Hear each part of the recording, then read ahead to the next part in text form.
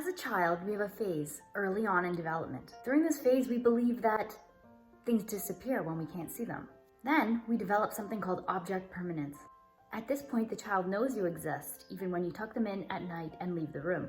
At this point, they know their toy exists even when they put it away, even if they can't actually see it. So what happens to our own sense of object permanence when it comes to manifesting the life of our dreams, our idea of reality?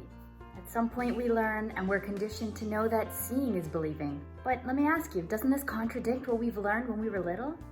Wallace Wattles, in his book, The Science of Getting Rich, he points out that there are truths that we must hold close and hold dear, even when there's evidence in the 3D reality that contradicts these truths. We are capable of this.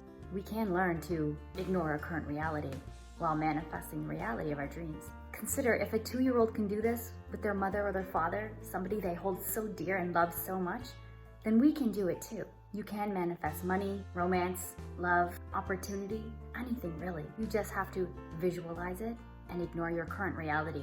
Remember, you decide what you believe. You decide what you see. I love you.